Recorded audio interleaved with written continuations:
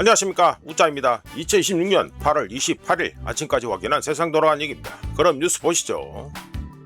네, 사라진 사람들, 숨진 채 발견된 실종 성인 연 1,000명, 5년 이상 미제 5,000건이나 된다. 실종 성인 발견하는데 64.99시간, 29.30 시간이 수색이 가장 활발하고, 실종팀 없고 직원도 감소세, 적극적인 초동 조치 필요. 어, 뭐 이가지고 계속해서 뭐라 하고 있는데요. 앞으로 이거 계속 실종성인 사람 실종된 거 계속 더 늘어날 것으로 보고, 조금만 더 개기면 견찰 세상이 되니까 조금만 더 개기라, 이렇게 말씀드립니다. 넘어가고요. 다 더불어하고 이재명 덕분이다. 이재명 지지선언 신해철의 양아치 악플, 대법원은 모욕죄 아니다. 정제되지 않은 비판적 의견 표현에 불과 형벌권 행사 신중해. 오이, 당연하지. 당연하게 봅니다. 우짜 이거 유튜브도 보면, 보면 그 보자. 윤석열이 자폭질한 후에 우짜가 해가지고, 이쪽하고 저쪽하고 똑같이 해서 이재명 가지고 비교를 하면서, 이재명이면은 무죄 취지, 무죄를 갖다가 확정되지 않고 3심까지 다 안 가면 무죄 취지, 그거 아니냐 하여튼만 뭐 오만 쌍욕을 퍼붓고 나간 사람들이 한두 명이 아니었어요. 그래도 우짜는 그런 거에 대해서 이러니 저러니 뭐 어찌 뭐 고발이니 고소니 이런 거 안 합니다. 찌질하게 뭐 이렇게 고소를 합니까?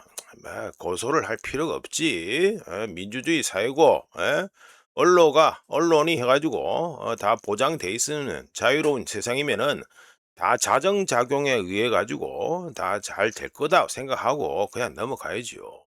웃자만 해도 유튜브에 해가지고 웃자 보고 쌍욕하는 사람들, 웃자 주변에 변호사 있겠어요, 없겠어요? 변호사 있지. 변호사인데 유튜브 댓글 들고 하면 그거 좋다 하겠어요, 안 좋다 하겠어요?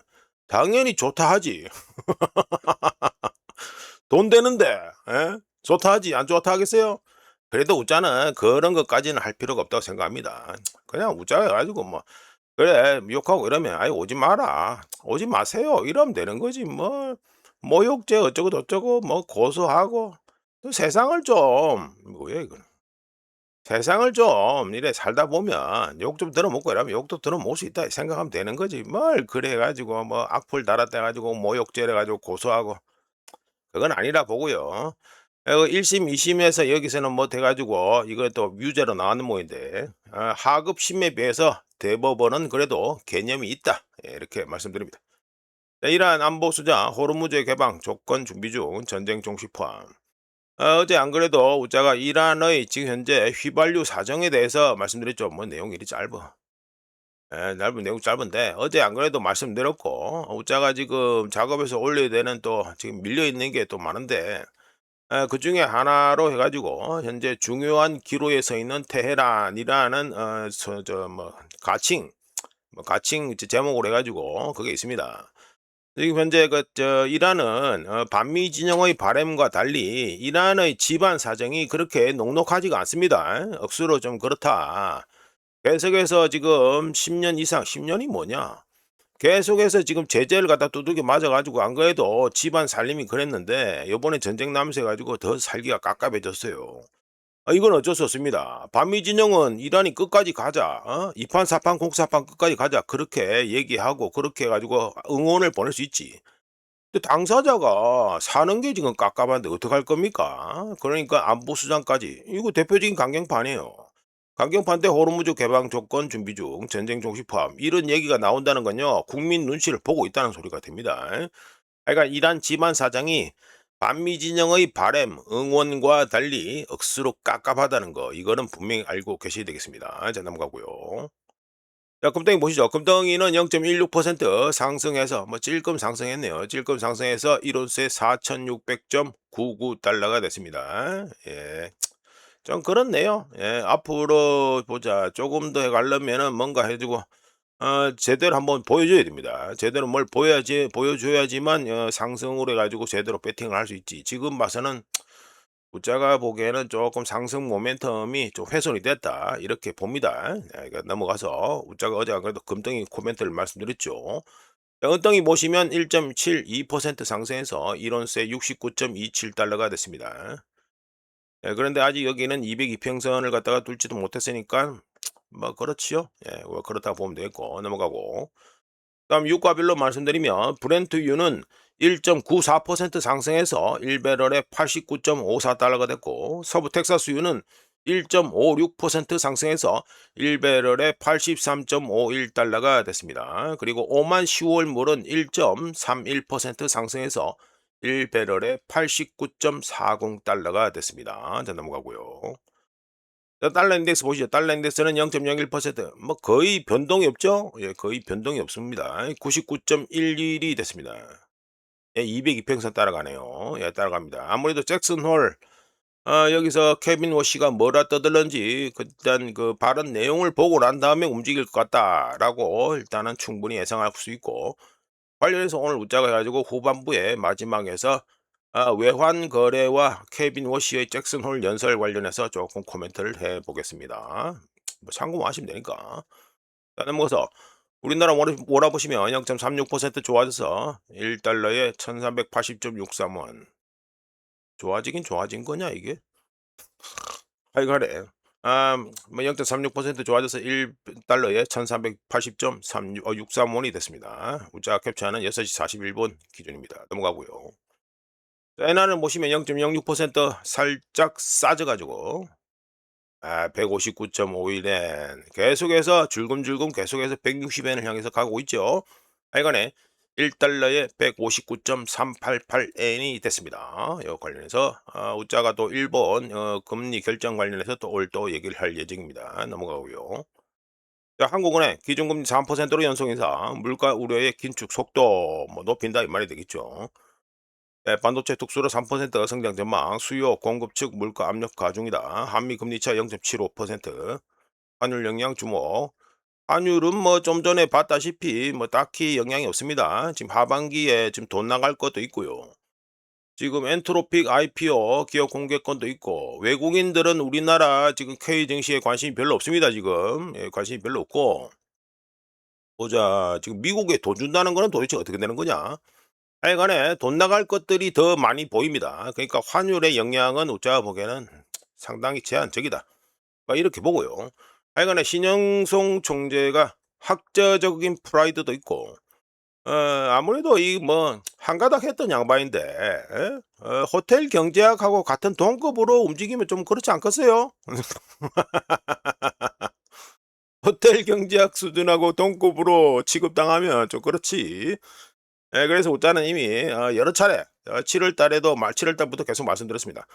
백 투 백, 그러니까 연속 인상에다가 한 번 더 받아서 백 투 백, 다음에 한 번 더 올리는 거. 예, 그렇게 우짜가 계속해서 얘기 드렸고, 우짜가 어제도 말씀드렸습니다. 예, 그래야 되는데 좀 말씀드리죠. 금리 인상했으니까.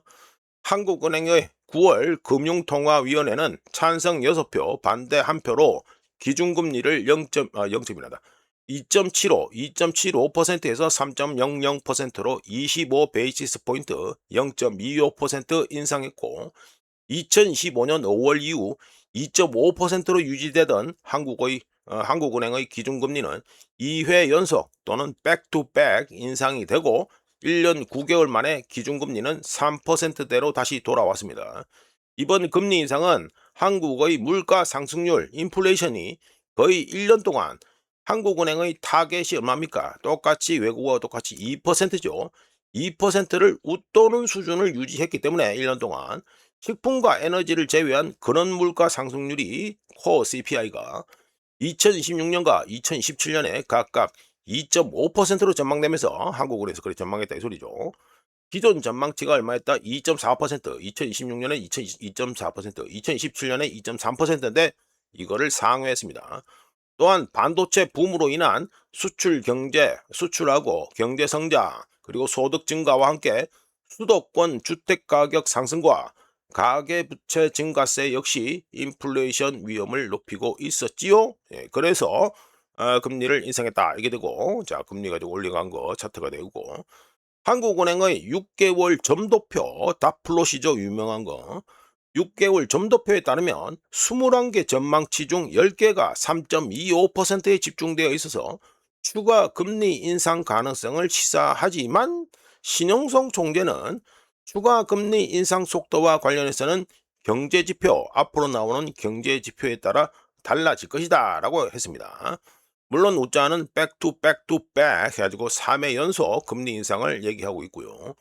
최근에 대도 안 하는 호텔 경제학이 나라를 절단내고 있는 가운데 한국은행은 인플레이션 억제를 위해 선제적으로 대응하고 있다라고 평가해 봅니다. 넘어가고요.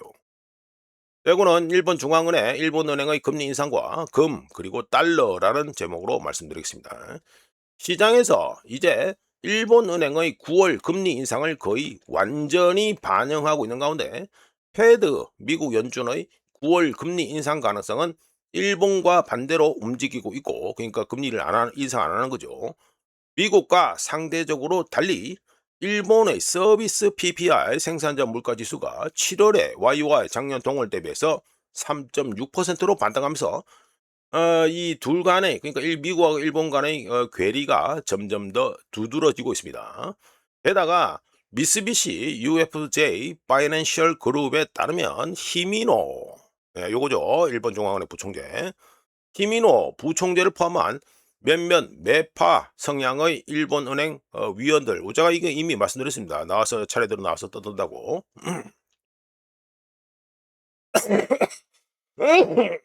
아유, 죄송합니다. 매파 성향 일본은행 정책위원들이 9월 금리 결정 전에 발언하기로 하면서 9월 일본은행 금리 인상 가능성은 85%까지 상승했습니다. 물론 9월 금리 인상이 직선적인 엔화 가치 폭등으로 이어지는 것은 아니지요. 하지만 여러 요인들이 개선되고 있는데, 자, 일단 차트 옮기고, 자, 개선되고 있는데, 일본은 에너지를 전부 수입하고 있죠. 예, 그렇기 때문에 유가 하락은 상당히 중요하고, 미국의 장기 국채 수익률 안정, 누구 덕분에? 베센트 푸 덕분에 달러 영향력을 일부 완화시켜 주기 때문에 국채 수익률 안정이 또한 중요합니다. 게다가 일본 중앙은행이 긴축을 준비하는 반면, 그러니까 금리 인상이죠. 긴축을 준비하는 반면 미국의 패드 연준은 긴축 여부에 대해 점점 더 불확실한 모습을 보이면서 지난 수년간 엔캐리 트레이드를 뒷받침해온 정책 격차가 뭡니까? 이 금리 격차죠, 금리 격차. 좀 인터레스트 저 레이트 갭 돼 있잖아요. 요거 요쪽에 되는 거. 요겁니다. 요거 저 뭐라 해더라 이거 하늘색이지? 예, 하늘색 요 차이가 점점 좁혀지고 있다 이게 됩니다. 따라서 엔화를 소량으로 매수 시작하고 우자견 쪽으로 소량으로 매수를 시작하고 금값은 일단 하락 전망하고 달러는 매도 신호에도 불구하고 추격하지 않기로 우자견 쪽으로는 그렇게 하기로 했다 이렇게 말씀드리고요. 자, 넘어가서 이거는 일본이 우회 송유관 파이프라인을 갖다가 건설하는 걸 지원한다. 어디를? 호르무즈가 되죠. 호르무즈 해협. 자, 이란전을 통해서 중동 석유 공급 차질에 대한 일본의 취약점이 드러난 후 일본이 호르무즈 해협을 우회하는 송유관 파이프라인 건설을 지원할 계획이라고 합니다.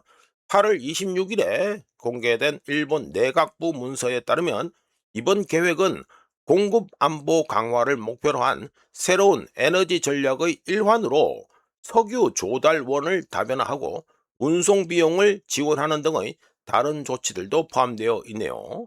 다카이치는 에너지를 둘러싼 역학관계가 근본적으로 바뀌면서 정부 정책과 기업 활동의 근간이 되는 가정들이 뒤집혔다라고 하면서 연말까지 이 관련 전략, 어떤 전략?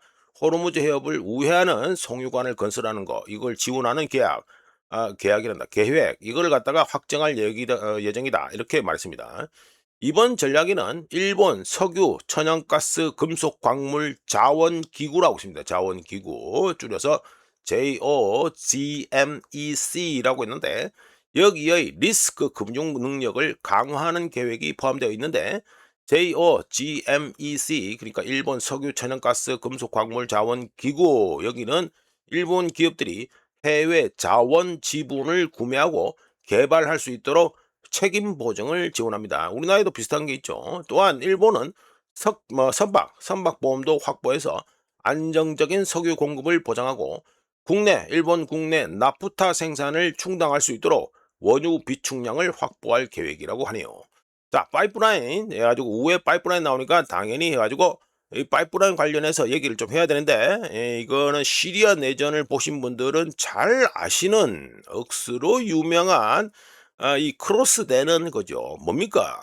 이란에서 나와서 유럽 쪽으로 천연가스를 갖다가 보내기 위해서 시리아를 통과해서 레바논 바로 위에 여기 보면은 그 저 시리아 그 저 서쪽 해안 지구죠. 해안 쪽에 있는 가 이쪽으로 해 가지고 좀 뭐 구멍을 내 가지고 그래서 유럽으로 천연가스를 보낸다 이게 있고, 또 하나는 카타르에서 라인을 쭉 타 가지고 그다음에 요르단 지나고 시리아를 갖다가 남북으로 통과하면서 터키를 통해서 유럽으로 보낸다라는 이 저희 뭐 시리아 내전 보신 분들은 아십니다. 이래 가지고 십자가 비슷하게 돼 가지고 이것 때문에 즉 뭡니까?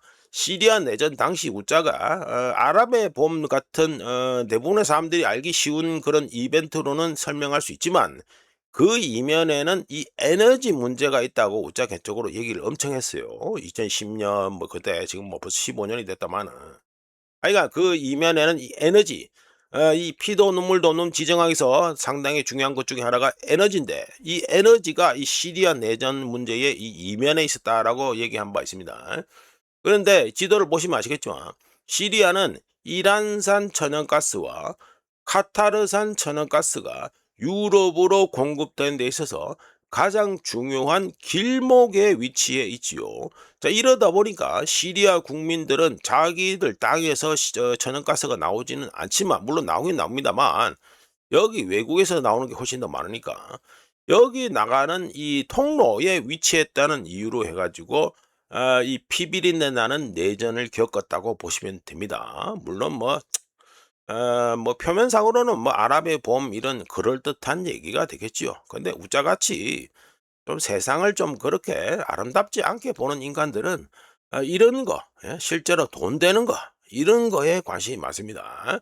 하여간에 뭐 이거는 시리아 내전 보신 분들은 뭐 다 아시는 얘기일 거고, 모르신다 하더라도 이 그림만 봐도 대강 분위기가 느껴질 겁니다. 그러니까 시간이 지났지요. 대략 한 15년 정도 지났습니다. 지나서 이제 보시면 어떻겠습니까? 승자는 누가 될 것 같습니까? 이 라인 두 개, 이 라인이 두 개 뭐 경쟁을 했다 할 수 있는데, 이 경쟁했는 라인에서 이제 승자는 누가 될 것 같아요? 수리 진영이 이제 승자가 되는 분위기죠. 거의 확정됐다고 보면 됩니다. 왜 시리아가 지금 현재 가지고 미국 쪽에 해서 이쪽으로 넘어가 버렸잖아요. 완전히 넘어가 버렸잖아요. 이란에서 여기서 통제하고 있다가 완전히 내주고 시리아는 완전 내주고 해가지고 이제 미국에 주도하는 이쪽에서 지금 다 들어가 버렸다. 그러면은 결론은 순위 진영이 승리한 거로 이 시리아를 놓고 버리던 이 피비린내 나는 에너지 전쟁의 승자는 순위 진영, 미국이 주도하는 순위 진영으로 뭐 승패가 결정났다. 이렇게 우짜견적으로 평가를 해 봅니다. 자, 넘어가고요. 시리아 내전이 억수로 재밌습니다. 지금 알고 보면 뭐 별의별 뭐 폭탄 자폭질하고 이래 가지고 그래서 그렇지. 이면을 보고 보면요. 정말 정말 흥미진진한 게 시리아 내전이었습니다. 우크라이나전은 어떨 것 같아요? 우크라이나전도 알고 보면 억수로 재밌습니다. 우짜가 유튜브 하기 전에 이 우크라이나전 얘기를 하도 많이 해서 유튜브 시작한 다음에는 뭐 거의 얘기할 게 없어서 했던 거 또 하고 이러면 귀찮잖아요. 지겹기도 하고. 그래서 안 해서 그렇지 우크라이나전도 알고 보면 지정학적으로 억수로 재밌습니다. 에너지도 거기도 에너지 관련돼 있고 또 너무 또 삼천포로 빠지는데, 그러니까 빨리 넘겨서 자, 이란전 179일 차입니다. 이래 가지고 우짜가 지금 현재 뭔 일이 벌어지고 있는지 해 가지고 간단하게 말씀드릴게요. 요즘 오만 만에서는요, ship to ship, 그러니까 뭡니까? 선박 간 환적이죠. 선박 간 환적이 일상적으로 벌어져서 8월 26일 위성 사진입니다, 이게. 8월 26일에는 최소 15척, 그러니까 하나, 둘, 셋, 넷, 다섯, 하나, 둘, 셋, 15척, 곱하기 2 하면 30척, 15척의, 최소 15척의 선박 간 원유 환적이 동시에 진행되었고요. 이게 8월 26일입니다. 현지 시간으로. 덕분에 이란을 제외한 페르시아만 산유국에서 생산된 요거 뻔합니다. 배 용량이 있으니까 이 용량을 계산하면 돼요. 그러면 얼마가 된다? 이렇게 선박간 환적으로 넘어가는 물량이 2,500만 배럴의 원유가 페르시아만에서 나와서 다른 곳으로 이동하게 되었습니다. 그럼 물론 이게 8월 26일 하루 얘기입니다. 하루 얘기. 호르무즈 해협 봉쇄 이후 선박간 환적은 임시 방편적 운송 시스템에서 이제는 일반적인 것이 되어버렸는데, 이른바 사우디 등에서 셔틀 유조선이라는 걸 현재 돌려가지고, 그러니까 셔틀 유조선이 어디서 어디까지 돌립니까? 페르시아만 안에서 호르무즈 해협을 통과해서 오만만 바다 거기 앞바다까지 가는 거, 이거를 갖다가 셔틀 유조선 해가지고 요걸 돌립니다. 왜? 이거 저거 선박과 환족이거를 받는, 그러니까 수입국의 이 유조선들이 호르무즈 해협을 통과해서 안에까지 들어갔다 나오려면 위험 부담이 너무 크잖아요. 그러니까 사우디 등에서 어떻게 한다? 유조선 물건 빼오는 거는 우리가 해줄 테니까 그 물건을 빼줘 가지고 안전한 것에 나오면 거기서 물건을 받아가라. 그래서 셔틀 유조선을 갖다가 이용해서 페르시아만에서 원유를 선적해 해협을 통과한 후 오만만에서 대기 중인 수입국 유조선의 원유를 인계, 선박간 환적을 통해서 인계해서 아시아 시장 등등으로 해가지고 현재 운송하고 있습니다. 그러니까 이제 산유국에서 편의를 봐주고 있다 이거죠. 팔아먹기 위해서. 주목할 점은 15척이 동시에 환적했다는 것인데, 이는 과거에 이란이 제재 회피를 위해 소량의 화물, 즉 원유를 선박간 환적으로 옮긴 것에서 훨씬 더 나아가서 요즘은 아시아로 향하는 페르시아만 원유의 주요 물류 체계로 자리 잡았다는 걸 뜻합니다. 인간은 난관에 부딪힐 때마다 문제를 해결하기 위해서 끊임없이 노력하죠. 예, 이게 우자가 보기에는 인간의 장점입니다. 자, 넘어가고요. 이거는 유럽 국채와 천연가스다 해가지고 말씀드리죠. 10년 만기 독일 국채 수익률과 네덜란드 천연가스 선물 가격이 거의 같은 흐름으로 동반 상승하고 있죠. 라이징 앤 생크 돼 있죠. 같이해서 동반 상승하고 있다라는 블룸버그 차트입니다. 이거는 뭐가 되십니까? 천연가스가 이렇게 되는 이유가 뭐다? 천연가스가 유럽 국채 시장에서 주요 인플레이션 위험 요인으로 석유를 제치고 올라섰다는 걸 갖다가 얘기해 줍니다. 유럽의 천연가스 가격은 5개월 만에 최고치에 근접했고, 특히 겨울 천연가스 선물 계약은 1년 전 대비해서 2배 이상 상승했는데요. 브렌트유 가격이 이란 전 때 피크치 대비해서 마이너스 30% 낮은 수준에 현재 머물고 있음에도 불구하고 독일과 영국의 10년 만기 국채 수익률은 수십 년 만에 최고 수준에 도달했습니다.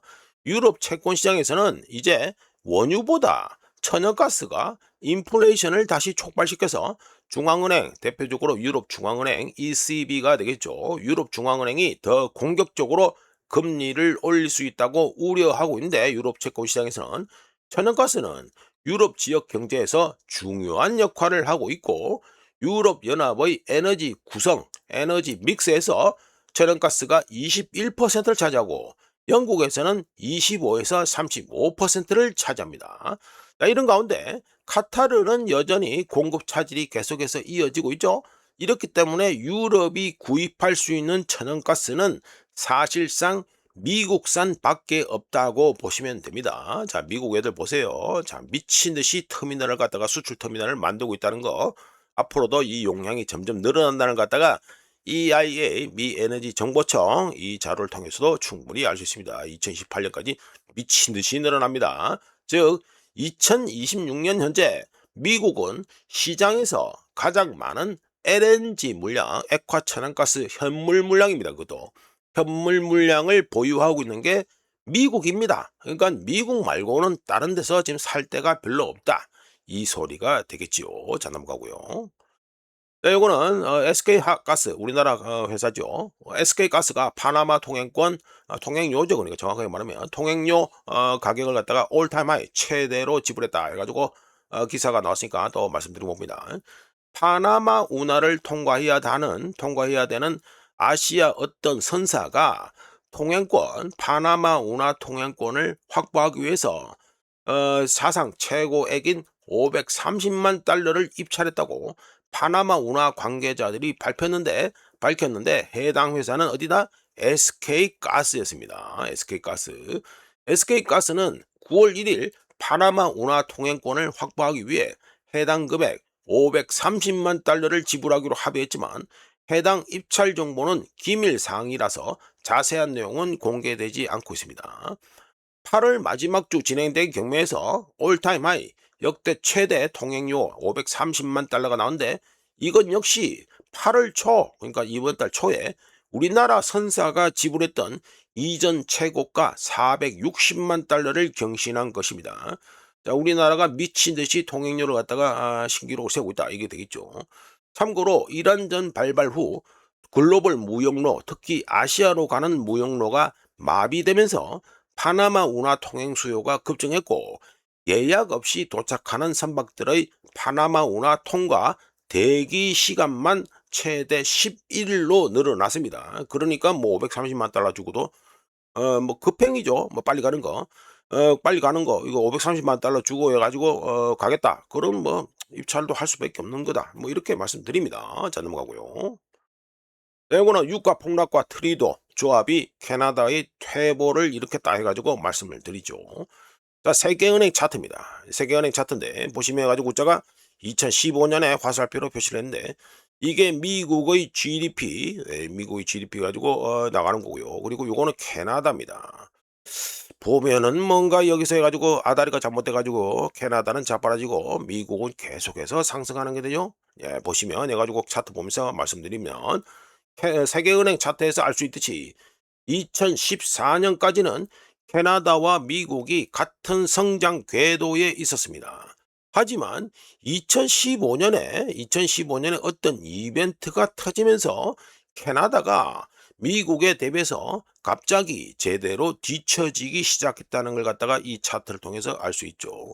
그러면 2014년, 2025년 이때 무슨 일이 있었을까? 예, 거기에 더 말씀드립니다. 캐나다 경제는 2014년과 2015년에 유가 폭락을 계기로 제대로 균열이 가기 시작해서 2014년 이전까지는 원자재 호황을 통해서 캐나다 경제, 그러니까 원자재 호황 덕분에 어떻게 됩니까? 캐나다 경제에 소득과 투자가 유입되고, 그리고 캐나다의 이 생산성 저하 능력, 생산성 저하 문제를 갖다가 이 돈이 들어오면서, 원자재 호황으로 돈이 들어오면서 이 캐나다의 생산성 저하 문제가 숨겨졌었습니다. 하지만 유가가 폭락하면서 에너지 투자가 급감하고, 그 덕분에 완충 장치가 완전히 사라지면서 이렇게 차이가 벌어지게 되었지요. 여기다가 또 문제가 하나 또 있습니다. 2015년에 뭐 문제가 있었냐? 예, 트리도가 총리가 됩니다.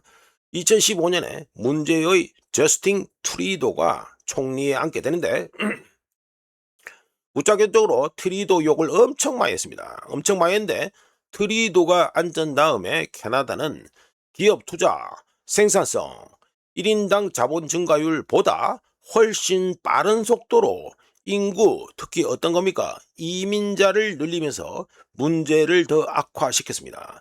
반대로 미국은 기술, 규모의 경제, 높은 생산성을 바탕으로 꾸준히 성장했고요. 2015년에 참 많은 일이 있었다, 캐나다 경제에. 이걸 갖다가 차트가 이래 되는데 이걸 갖다가 설명해서 말씀드린 겁니다. 간단히 말씀드려서 유가 폭락이 캐나다의 생산성 문제를 드러냈고, 충분한 생산적 투자 없이 급속도로 인구가 증가한 누구 덕분에? 그 트리도 덕분에 이민자를 때리받으니까 증가한, 그 뭐 그렇다고 뭐 실력이 있거나 뭐 기술이 좋거나 이런 것도 아니잖아요. 그게 급속도로 증가한 인구, 즉 이민자는 2026년 현재 우리가 목격하는 미국과 캐나다 간 1인당 소득 격차 이렇게 쭉 벌어집니다. 보시면 미국은 9만 달러가 넘어가는데 캐나다는 5만 5,600달러 뭐 이래 됩니다.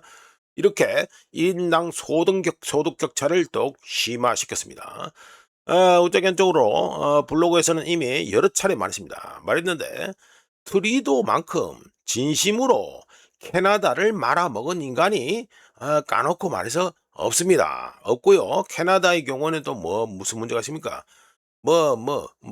깨어나고 뭐 어쩌고 저쩌고 뭐 이래가지고 또 뭐 여자들 페미니즘 나오고 뭐 별의별 정신병 들린 걸 많이 했어요. 캐나다가 다 그렇게 이 미친 짓을 하면은 다 돌아온다는 거, 그거는 분명히 알고 계시야 됩니다. 트리도 장사 잘해 먹고 집에 잘 돌아갔지요. 예, 그런 다음에 정권이 바뀌었습니까? 보수당으로 바뀌었어요? 아니죠. 또다시 계속해서 자유당에서 또 총리가 나왔습니다. 캐나다는 우짜가 보기엔 당분간 그렇게 밝은 미래를 예상하기가 좀 힘들다 이렇게 봅니다. 안 그래도 또 어제 가지고 또 캐나다 얘기 또 말씀드렸잖아요. 캐나다의 이 오일샌드만 나오지 그거를 갖다가 가공해서 팔아먹고 그다음에 배당금 챙기고 이거는 누가 다 한다? 외국인이 다 한다라고 말씀드렸습니다. 자, 넘어가고. 자, 이거는 잭슨 홀과 외환 거래라는 소제목으로 좀 말씀을 드립니다. 7월 미국의 PCE 개인 소비자 지출 데이터는 불리시하지도 않고 베어리시하지도 않는 그게 상승도 아니고 하락도 아닌 어정쩡해가지고 별 의미 없는 수치였습니다. 그래서 패드가 브레이크 뭐가 됐습니까? 금리 인상이죠. 이 브레이크를 당장 밟아야 한다는 것도 이 데이터로 봐도 뭐 그렇게 말하기 힘듭니다. 이전에 나왔던 데이터들도 다 그렇고요. 하지만 외환 시장은 계속해서 패드 미국 연준에 대해서 매파적인 반응 또는 매파적인 해석을 보여서 까놓고 말해서 매파적인 해석을 이끌어낸다고 봐야겠죠.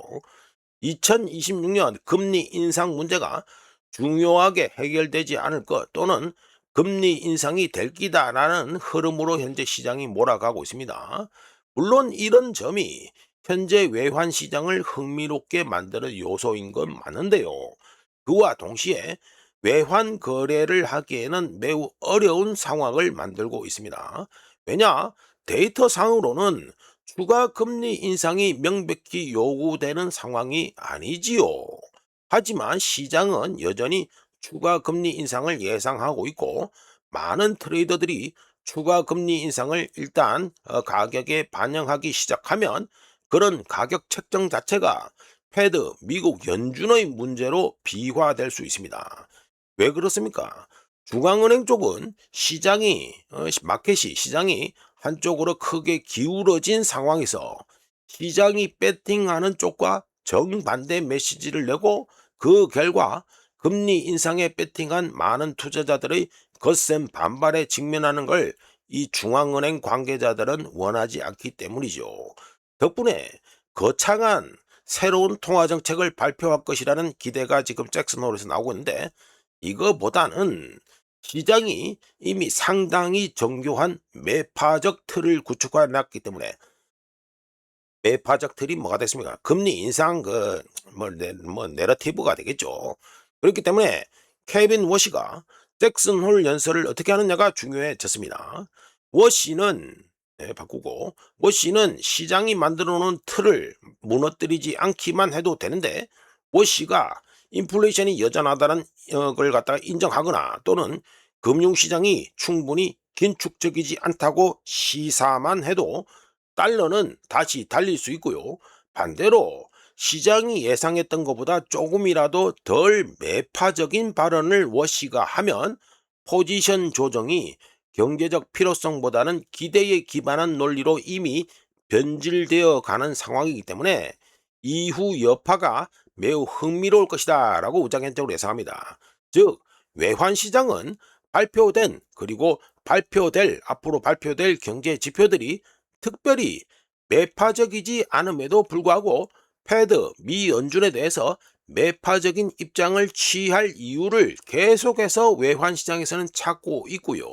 이는 아직도 긴축 기조가 끝났다고 금리 인상이 끝났다고 단정 짓고 있지 않으며 인플레이션이 금리와 깔끔하게 맞아떨어지지 않을 때마다 매파적인 내러티브 이야기가 계속해서 회자되는 시장의 근본적인 심리를 보여준다고 할 수 있습니다. 케빈 워시가 이 논쟁을 정리해 줄지 오늘 그러니까 미국 시간으로 금요일이니까 오늘이라 퉁치고요. 오늘 지켜볼 필요가 있다고 보고 변동성이 깨어날 때까지 유혹에 휘둘리지 않고 확신이 들 때까지는 당분간 외환 거래는 참는 것이 좋다라고 우짜개적으로 생각을 합니다. 자, 이렇게 해서 2026년 8월 28일 아침까지 확인한 세상 돌아가는 얘기겠습니다. 구독, 좋아요 그리고 회원가입 감사합니다. 내일 또 찾아뵙겠습니다.